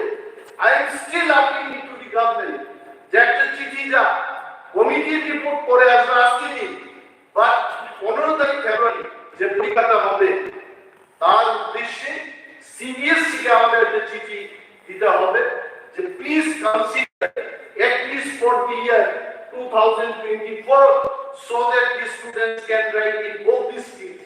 এই প্রস্তাব আমরা আপনাকে মাননীয় স্পিকার মহোদয়, মাননীয় অপোজিশন লিডার রমেশ, দেখুন আমি তো বললাম যেটা বললেন আপনি, এখানে স্ক্রিপ্ট নিয়ে যেহেতু এটা পাঠ্য একটা বই, যদি আপনারা রোমান স্ক্রিপ্ট তৈরি করেন বা তামিলনাড়ু স্ক্রিপ্টও করেন, বই বানাতে হবে বর্তমানে। এবং সেই বিষয়ে বড় সেকেন্ডারি এডুকেশন চেয়ারম্যান উত্তরে লিখেছেন, কি লিখেছেন যে বর্তমানে পর্ষদের কাছে রোমান লিপিতে রচিত ককবরক ভাষার কোনো পাঠ্য বই নেই। 2 নম্বর হচ্ছে বাংলা লিপি ব্যবহার করে ককবরক ভাষা সকল বিদ্যালয়ে পাঠদান করা হচ্ছে, কারণ ককবরক ভাষায় পাঠ্য বইগুলো আজ অবধি বাংলা লিপিতে মুদ্রিত হয়। 3 নম্বর হচ্ছে রোমান লিপিতে লিখিত উত্তরপত্র পরীক্ষা ও যাচাই বাছাইয়ের পাশাপাশি প্রশ্ন তৈরি এবং সংশোধন ও মডারেশন করার জন্য কোনো প্রশিক্ষিত শিক্ষক পাওয়া যায় না। এখন এই মুহূর্তে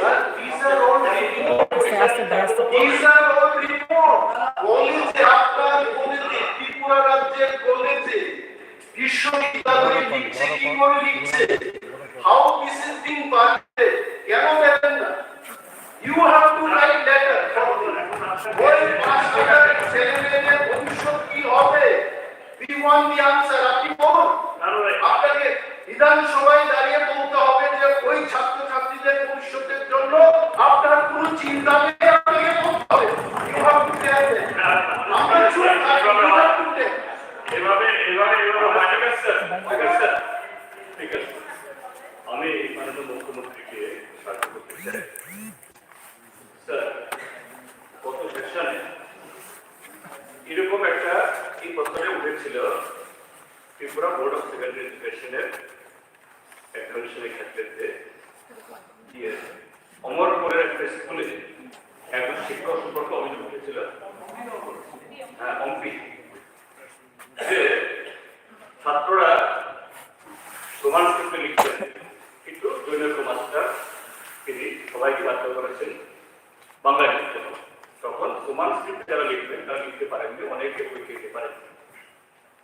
তো এই জায়গায় সরকারের এখানে কোনো নীতি পরিবর্তন হয়েছে, কারণ এটা আছে এরকম বোর্ডের exam, university exam, Tripura central university 99% ছেলে মেয়ে রোমান স্ক্রিপ্টে লিখে।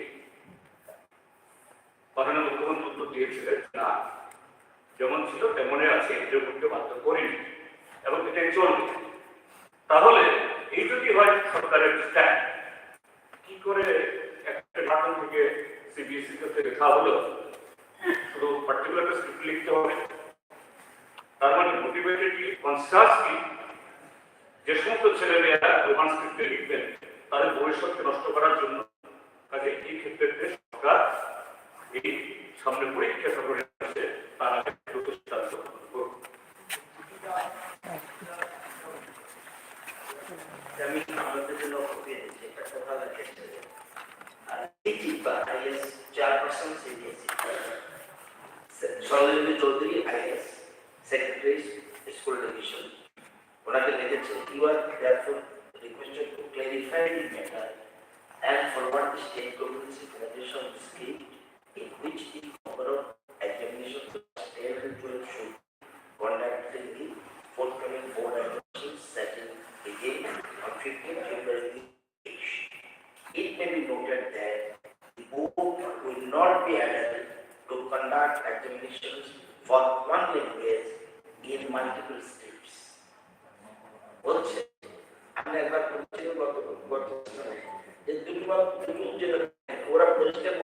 অগ্রগতি সম্পর্কে আমি বাংলাদেশ সদস্য কর্তৃক আগে দৃষ্টি আকর্ষণ দিয়েছি। এখন আমি শিল্প বাণিজ্য দপ্তরের ভারপ্রাপ্ত মাননীয় মন্ত্রীকে দৃষ্টি আকর্ষণ অনুরোধ করছি, যদি তিনি আজ বিবৃতি জমা করেন তাহলে আমাকে পরবর্তীতে জানাবেন যে বিষয়ে বিবৃতি দিতে পারবেন।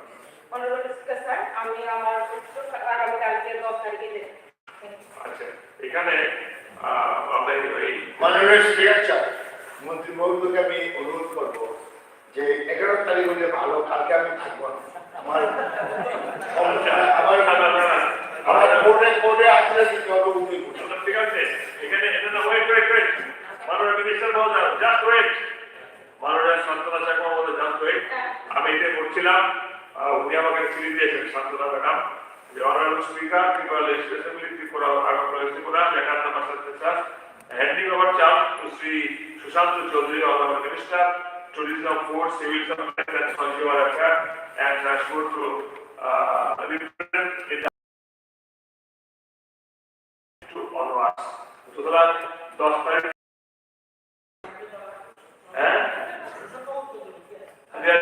ওকে না স্যার, আগামীকাল হলে পারবো, আমি কালকে কালকে বিকাল করে আপনি তো বিরোধী থাকতে পারবেন না। কে সুশান্ত বলিয়ে দেবে, অসুবিধা নেই। Laying on the table of the house.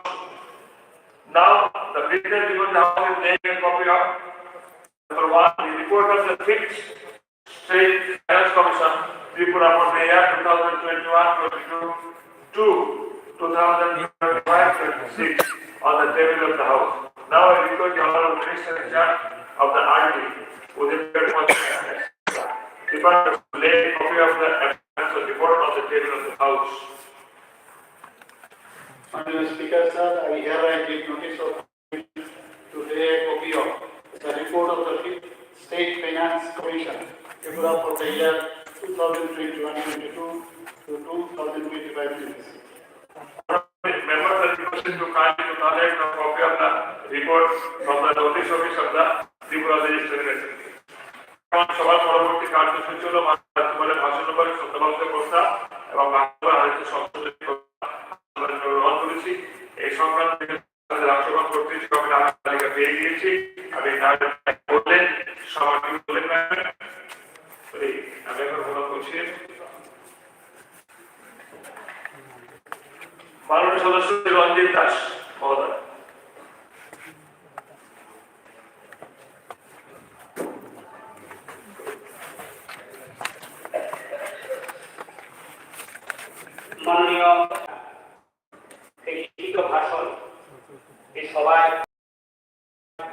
শেষ করেন।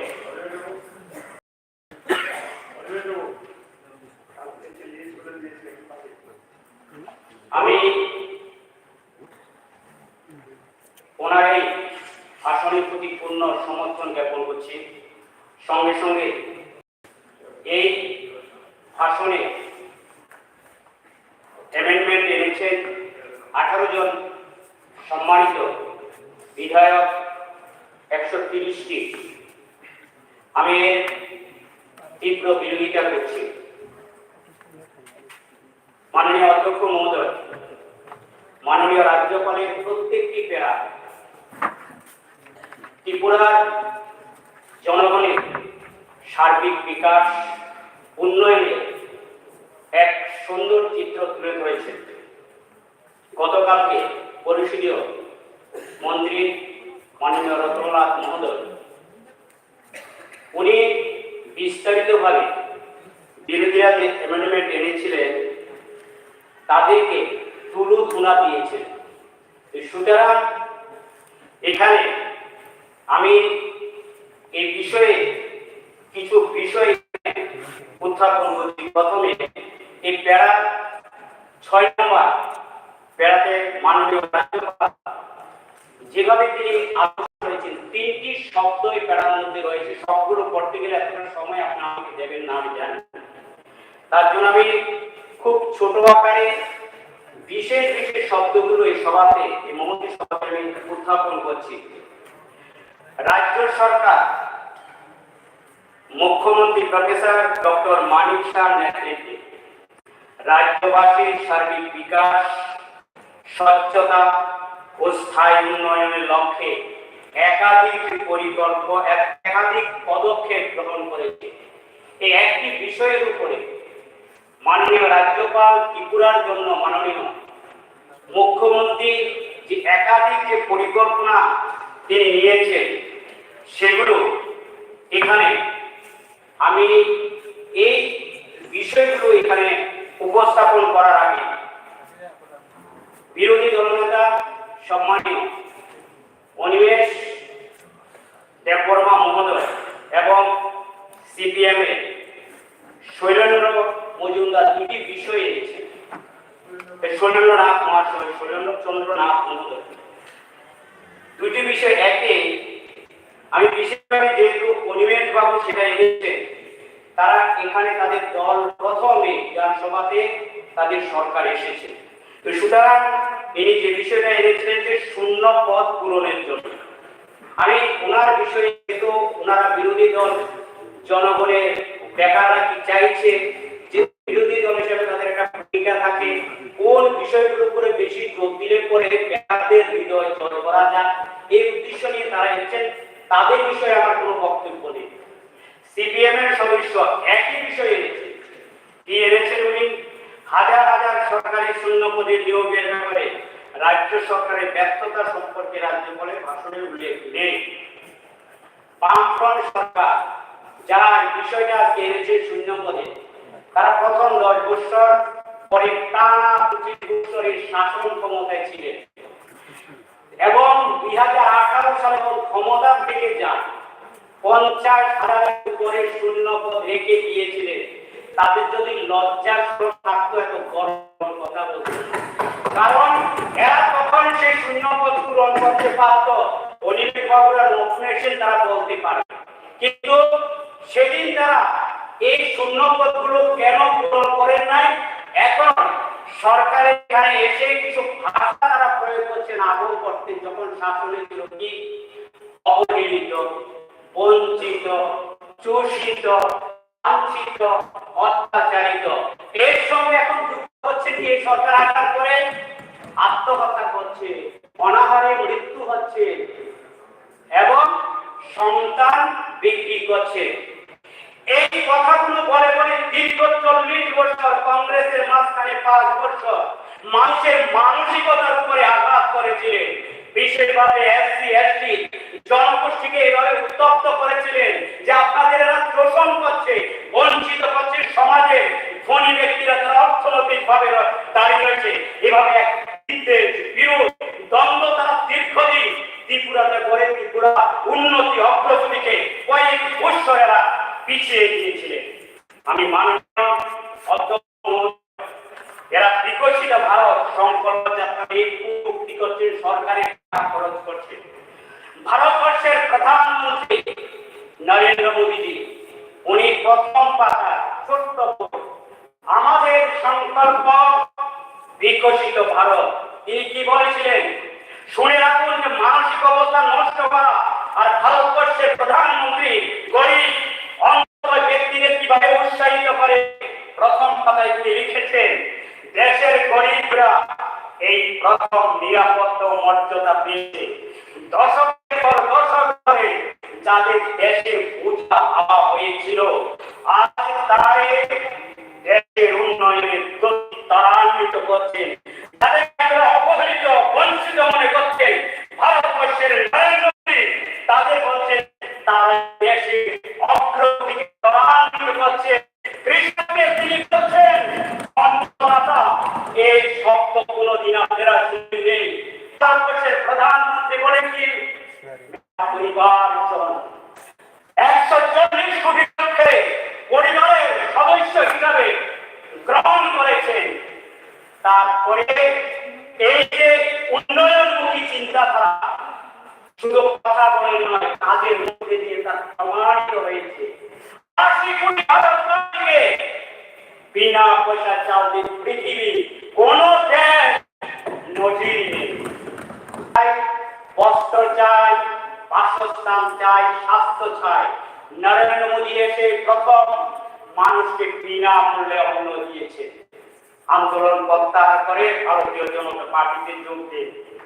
বাসস্থান চাই, ভারতবর্ষে প্রধানমন্ত্রী আবাস যোজনা গরিবরা কোনোদিন ভাবতে পারেনি, তাদের ঘর দিয়েছে। এবার লাঠি বিরসা মুন্ডা, ভগবান বিরসা মুন্ডা থেকে ভারতবর্ষের প্রধানমন্ত্রী ঘোষণা দিয়েছিলেন 75টি জনজাতি যারা পিছিয়ে পড়া জনজাতি আদিম জনজাতিকে 24,000 কোটি টাকা বাজে 27,000 কোটি 654,40,00,000 টাকা। আর ত্রিপুরার নিয়ম জনজাতিরা তাদের আর্থ সামাজিক মান উন্নয়নের জন্য রাস্তাঘাট করার জন্য ভারতবর্ষের প্রধানমন্ত্রী চিন্তাধারা গরিব উন্নয়ন, গরিবের জন্য শৌচালয়, গরিবের জন্য ঘর, গরিবের জন্য বিনা মূল্যে চলা গ্যাস, প্রধানমন্ত্রী কৃষি বীমা, প্রত্যেকটি বিষয় প্রত্যেক গরিব মানুষের তিনি বলছেন গরিব মানুষের উন্নয়নে দেশের উন্নয়ন। তার জন্য এই মানসিকতা থেকে বেরিয়েছে ভারতবর্ষের প্রধানমন্ত্রী চিন্তাধারার সঙ্গে সাপোর্ট করে দেশের অগ্রগতি এমনি এমনি হয়ে যাবে। যেখানে আমি যে কথা দিয়ে বলে দিয়েছিলাম যে এই মানুষের মানসিকতায় আঘাত না করে কিভাবে রোজগার কাজ পাওয়া যায় তার জন্য আমাদের মাননীয় মুখ্যমন্ত্রী প্রধানমন্ত্রীর আদর্শ অনুসরণ করে এক ত্রিপুরাকে শ্রেষ্ঠ ত্রিপুরা যখন এগিয়ে নিয়ে যাচ্ছে, যখন রথ যাচ্ছে, মাননীয় মুখ্যমন্ত্রী বলছেন তখন বিরোধী দলের কিছু লোক সেখানে বিশেষভাবে এই এরিয়া আমার সঙ্গে আমাদের মুখ্যমন্ত্রী বলছিলেন যে এরিয়ার ভিতরে তারা যেতে দিচ্ছে না, কারণ তারা চাইছে অগ্রগতি যদি না হয়, গরিব যত গরিব থাকবে তত রাজনীতি পায় না, লড়তে তাদের সুবিধা হবে।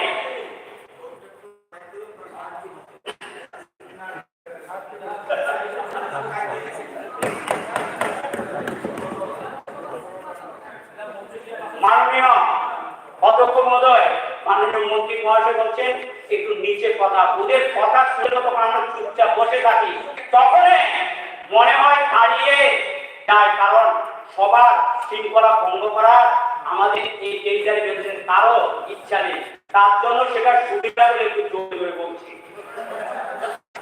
মাননীয় অধ্যক্ষ মহোদয়, স্বচ্ছতা কিভাবে আসবে? 1 নং প্যারাতে 35 নং প্যারাতে নরেন্দ্র মোদী মন কি বাত অনুষ্ঠান সম্ভবত 109 নম্বর মন কি বাত অনুষ্ঠানে বলেছিলেন যে ভারতবর্ষের 1 মাস সমস্ত মানুষ যেন ডিজিটাল লেনদেন করে, অর্থাৎ নোট কেন যেখানে টাকা থাকবে সেখানে দুর্নীতি বেশি হবে।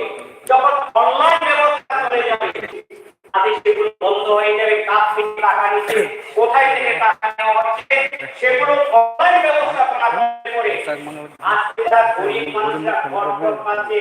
একটা সময় রাখলে সব কর্মচারী নয়, কিছু কিছু কর্মচারী মানুষ থেকে নরেন্দ্র মোদী ওই সমস্ত কর্মচারীদের দুর্নীতিতে বিক্ষোভ তৈরি করে দিয়েছে। টাকা ঢুকে যাচ্ছে তাদের বাড়িতে, সুনামের টাকা ঘুরে যাচ্ছে তাদের বাড়িতে। টাকা পেতে হলে কিছু কিছু কর্মচারী তাদের কাছে বিক্ষোভের মতো হাত পাততে হয়। নরেন্দ্র মোদী দিদিদের স্বচ্ছতা নিয়ে আসছে, তার জন্য বিরোধীদের মাথা ব্যথা শুরু হয়ে গেছে। যদি নরেন্দ্র মোদী আরো 5 বছর ক্ষমতায় থাকে, ভারতবর্ষকে এখন ভারতবর্ষ পঞ্চম অর্থনৈতিক দেশ হিসাবে, এবং নরেন্দ্র মোদী বলছেন 2024 সালের পর দেশে আমার ক্ষমতা আছে, দেশকে তৃতীয় অর্থনৈতিক দেশে নিয়ে যাবে। তার জন্য আমাদের ত্রিপুরা মাননীয় মুখ্যমন্ত্রী বিএমএস অর্থাৎ বেনিফিশিয়ারি ম্যানেজমেন্ট সিস্টেম পোর্টালে রূপান্তর করেছে, যাকে বলা হয় বিএমএস প্ল্যান ফর্মের মাধ্যমে 17টি দপ্তরকে 68টি রাজ্য প্রকল্পের অর্থ সরাসরি সুবিধাভোগী গরিব মানুষের কাছে চলে যাচ্ছে। তার জন্যই রাজ্য পাঠ্যের মধ্যে যে এগুলো আছে তার জন্য তারা তার বিরোধিতা করছেন, কারণ তাদের দুর্নীতি সেগুলো বন্ধ করার জন্য কেন্দ্রীয় সরকার যৌথভাবে চেষ্টা করছে।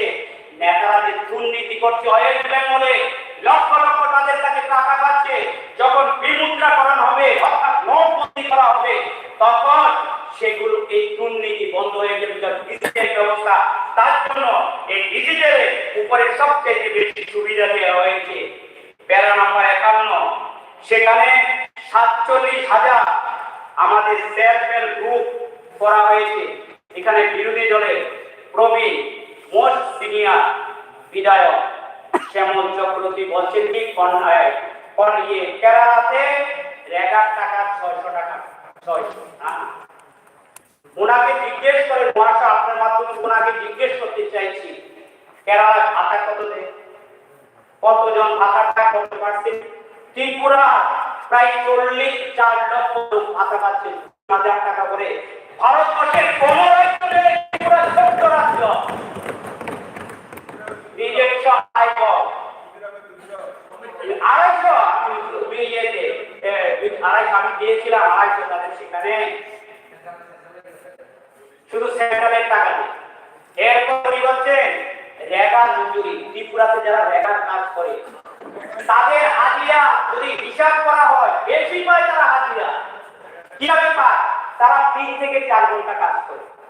তো 3 থেকে 4 ঘন্টা যদি 260 টাকা হয় তাহলে 8 ঘন্টা কাজ করে তারা এরপর তারা গিয়ে বাড়িতে অনেক কাজ করে। ত্রিপুরায় সে সুযোগ রয়েছে, যে পরিমাণ তাদেরকে মাটি দেওয়া হয় গ্রামে গঞ্জে, সেগুলো এখন রেগার কাজ করার মতো জায়গা নেই। যেগুলোতে করা হয় অনেক অনেক পঞ্চায়েত তার কাজ পাচ্ছে না, তারা আদিম অবস্থায় রয়েছে। মানুষের যে কর্মসংস্থান নিজের পায়ে দাঁড়িয়ে লোক তৈরি করবে, সে শুধু রেগাতে ডুবে আছে, রেগাতে কাজ আনার জন্য তারা চাইছে না যাতে বেকাররা নিজেদের আত্মনির্ভর হয়ে তারা সেগুলোতে তারা। এখানে উনি বলেছেন যে মন্ত্রী গিয়ে তারা লাগিয়ে দিয়েছে বলে কি বলেছেন তাদের আমাদের যে সমস্ত কর্মচারীকে এমন ভাবে তৈরি করে শুধু ইনক্লাস বিজ্ঞাপন করো আর কাজ না করো, এই মানসিকতাতে তারা বেরিয়ে আসতে পারছে না। তার জন্য অফিসে গিয়ে অফিস করে না, গভর্নমেন্টের জনগণের টাকাকে তারা এক একজন লোক কত বেতন পায়। মন্ত্রী মহাশয় ঠিকই করেছে যে যদি তুমি কাজ না করো অফিসে তো আমার দরকার নেই, কারণ সরকারের জনগণের টাকাকে অপচয় করবে না।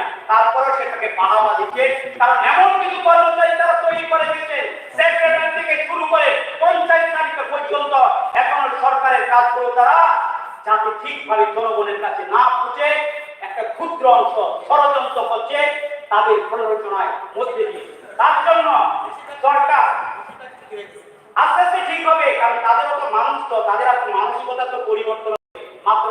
বছর 10 বছর থাকতে থাকতে সব ঠিক হয়ে যাবে, তাদের কথা কেউ শুনতো না। আস্তে আস্তে তারা নেমে এসে 10-এ 0-তে চলে যাবে। কারণ একটা বিরোধী হয়ে পড়ো, যেখানে থাকো একটা মানসিকতা থাকতে হবে কিভাবে সরকার তার ক্ষমতাকে সেটাকে ত্বরান্বিত করতে হবে। তার জন্য মাননীয় অধ্যক্ষ মহোদয় সেই দিক থেকে এদেরকে ভাবা দরকার। আরে সরকার 13 টাকা চাল দেয়, 1 কেজি চালের মতো 1 টাকা 83 পয়সা। ধান কিনলে সরকার সহায়ক মূল্যে কত? 21 টাকা 83 পয়সা। সরকার কত দেয়? ঋণগুলো আমি বাদে দিলাম, কর্মচারী থেকে সকল অংশের মানুষ 13 টাকা।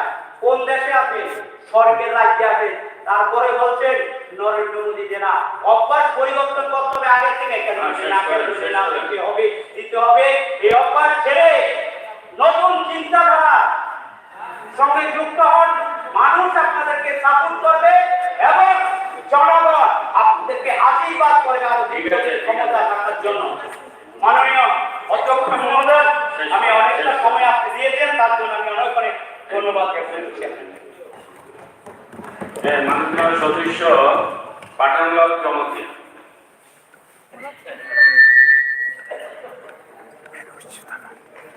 पहिला हामबाय जेरै डेपुटी स्पिकार साहब 5 तारिख जेरै महामान्य राज्यपाल 92 पेरादोंनि जे गावजों पयेन्ट आलोचना थायो ओ पयेन्ट बिसिङाव गोबांथा जेरै एरियाखौ कापजाखौ आं खायसे आलोचना थायो। पहिला एजुकेशन থেকে আমি সব অপশন শুরু ঠিক আছে। অনেক প্যারার মধ্যে অনেক ইউনিভার্সিটি, অনেকগুলো সুইমিং পুল, ভালো চিন্তা ভাবনা নিয়ে এগুলি এখানে আলোচনা হচ্ছে, সেটা ঠিক। আমি রাজ্য উন্নতি হোক, ভালো হোক, সেটাই। এর মধ্যেও কিছু কিছু ঘাটতি রয়ে গেছে। যেমন আমার এর মধ্যে একটু বলতে গেলে একটা 12 স্কুল, অম্বিনগর 12 স্কুলে যেমন সেখানে এখনো হিস্ট্রি টিচার নেই, ইংলিশ টিচার নেই, পিজিটি নেই। অথচ class 12 A 161 students in class 12 and in class 11 131. তো এত সংখ্যক ছাত্র ছাত্রীরা পড়াশোনা করছে সেই জায়গাতে এখনো 1 বছর ধরে আমি যখন এজ এন এমএলএ হিসাবে যোগদান দিয়েছিলাম তখন থেকেই আমার নজরে আছে সেখানে পিজিটির অভাব। এরপরে নতুন করে একটা বিদ্যালয় অম্বিনগর বিদ্যালয় স্কুলে সেই রকম অবস্থা, সেখানে কখরক পোস্ট গ্রাজুয়েট টিচার্স নেই। আরো অনেক আছে এডুকেশন বিষয়ে। সেদিন আমি পিজিতে গেলাম, গামাকুবা হাই স্কুল, অ্যারাউন্ড 193 একসঙ্গে পড়াশোনা করছে একই রুমে। সেই রুমের অবস্থা খুব কাহিল অবস্থা, সব বেড়াঘর, টিনের বেড়াঘর, সেগুলো ছেঁড়া বেড়া। আমার মোবাইলের মধ্যে আছে, নিউজে পাবলিশ হয়েছে। আরো আছে কামাকুবাড়ির মধ্য হাই স্কুল, সেখানে কোনো ডাইনিং হল নেই, কিচেন হল নেই, সাবজেক্ট টিচারের সংখ্যা নেই। তো সেই বেসিক রিকোয়ারমেন্টগুলি যদি ফুলফিল না করা হয় তো শুধু উপরের দিকে চাইলেই হবে না, সেগুলির উপরেও কিন্তু ইম্পর্টেন্স দেওয়া দরকার। আমরা জানি অম্বিনগর আর্টি ব্লক হচ্ছে একটা এক্সপিরিয়েন্সিয়াল ব্লক, সেই অনেক সুযোগ সুবিধা সেখানে পাওয়া দরকার, সেই অনুসারে পাইনি। হেলথ বিষয়ে আমি একটু বলতে চাইব। অম্বিনগর সিএইচসি সেন্টারে ডক্টরস মাত্র 3 আমার জানা মতে medical council of India as per medical council of India একটা সিএইচসিতে মিনিমাম 6 জন ডক্টরের প্রয়োজন হয় এবং একটা পিএইচডিতে 4 নোস ডক্টরের প্রয়োজন হয়। তো এই পিএইচডিতে মাত্র 2 জন করে হসপিটাল চলছে। স্টাফ নার্সেস অভাব, মাত্র 6 জন নিয়ে অম্বিনগরে সিএইচসি চলছে। অনেকগুলি ইকুইপমেন্টসের অভাব আছে সেখানে। আমি অভাব টেলিফোনে অনেকবার চেষ্টা করেছিলাম সেই বছরে কথা বলার, কিন্তু আজও অবধি কোনো হয়নি। তারপরে এরপরে প্রয়োজন আছে আমাদের মহামান্য রাজ্যপালের ভাষণের মধ্যে এই যে উল্লেখ নেই, যেমন ছেচুয়া একটা বাজার, প্রায় 8 থেকে 9টা বিশ্বের লোক সেখানে বাজার করে, সেই জায়গাতে একটা কমসে কম পিএইচি একটা সেট আপ করা দরকার। এখানে পিএইচির কোনো উল্লেখ নেই। সব অমরপুরে যাচ্ছে, সব কম্পিতে আসছে। কম্পিও আসলে কি হবে, সঠিকভাবে পরিষেবা পাচ্ছে না। তার জন্যই এই পয়েন্টগুলি কিন্তু আমি অনুরোধ করছি সংযোজন করতে পারলে ভালো হবে। এরপরে স্পোর্টস বিষয়ে আমরা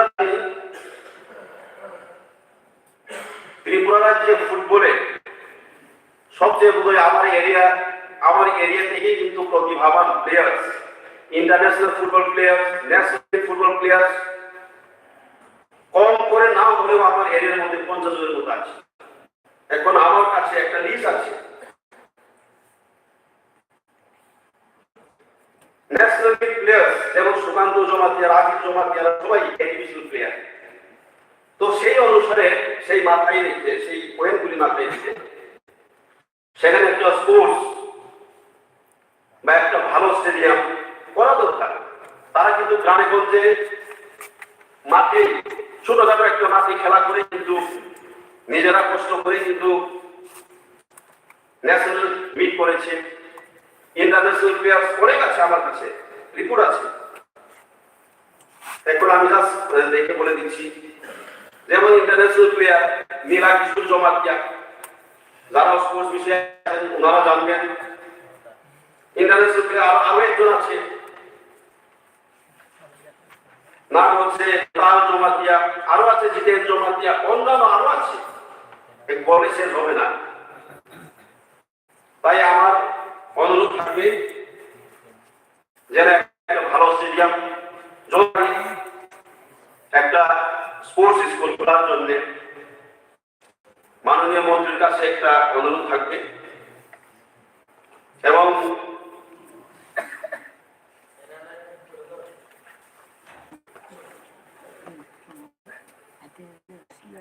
এরপরে আর আছে এখন যে জলজীবন মিশনের উপর আমি কিছু বক্তব্য রাখতে চাই। একটু আগে আমরা আলোচনা করেছিলাম সিএম মডেল ভিলেজের উপরে। সেই ভিলেজে এখনো কিন্তু ওয়াটার কানেকশন হচ্ছে না। যেমন Batapara under East Islam village, that is model village, প্রায় 30-35 ফ্যামিলি আছে, এখনো পৌঁছায়নি। জাস্ট নামে মাত্র সেখানে পয়েন্ট বছর হলো। আরো আছে রোহিদাপাড়া, অ্যারাউন্ড 38 ফ্যামিলিজ, সেটাও under that model village, that is East Islam, সেখানেও সেই অবস্থা। এবং বাজিরাই পাড়া 30 ফ্যামিলিজ, সেখানেও জলের ব্যবস্থা নেই। অনেক খালি করা যায়, কিন্তু এরপরেও রাস্তার কানেকশন নেই। অথচ মডেল ভিলেজ, সেখানে কোনো ডিফারেন্সিয়েশন দেখা যায়নি। অন্যান্য একটা জেনারেল বা সাধারণ একটা বিশ্বের মতোই সেখানে চলছে। তো সেখানে কোনো আউটকাম দেখা যাচ্ছে না। এরপরেও আমরা গঙ্গিয়া পিসি সেগুলো সেই অবস্থা আমাকে বারবার ওনারা ফোন করে বলেন যখন আমি বিজিতে যাই বাংলারাই পাড়া 40 ফ্যামিলিস সেখানে নো পয়েন্ট ওয়াজ ফিক্স এখনো পয়েন্ট বসানো হয়নি পাইপ কানেকশন হয়নি 40 ফ্যামিলির মতো রয়ে গেছে অনেক কিছু বাকি রয়ে গেছে যা আমার এরিয়ার বা আমার অ্যাসেম্বলির কথাই আমি চিন্তা করে বললাম সেখানে যেহেতু আমি রিপ্রেজেন্ট করছি আমার কনস্টিটুয়েন্সি এরকম একটা জায়গা আছে গিয়ারি মাইলেন বলে একটা জায়গা আছে ওখানে সেই অবস্থা অমরপুর থেকে এত দূর নয় প্রায় 6টা কৃষিকে নিয়ে একটা বাজার সেখানেও একটা কমিউনিটি হল দরকার একটাও কমিউনিটি হল নেই সেখানে এরপরে টাউনের সঙ্গে একটা ছোট্ট টাউন হল আছে community hall not a town hall community hall সেটাও কিন্তু ভাঙ্গাচোরা সেখানে সঠিকভাবে মিটিং করা যাচ্ছে না তো মাননীয় আমাদের মহামান্য রাজ্যপালের বক্তৃতায় আমরা শুনলাম শুধুমাত্র ডেভেলপমেন্টটা শহরমুখী হচ্ছে গ্রামের দিকে ডেভেলপমেন্টটা খুব কমই দেখা যাচ্ছে তার জন্য যে ঘাটতিগুলি বা বাকিগুলি রয়েছে সেগুলিকে যেন সংযোজন করে সেটাই আমার অনুরোধ থাকবে নমস্কার ধন্যবাদ মাননীয় সদস্য ভগবান Chandra Das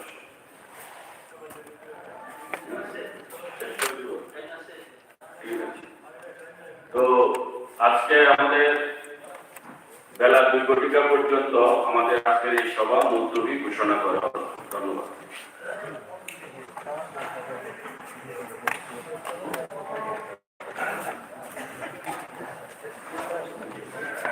No, no, no.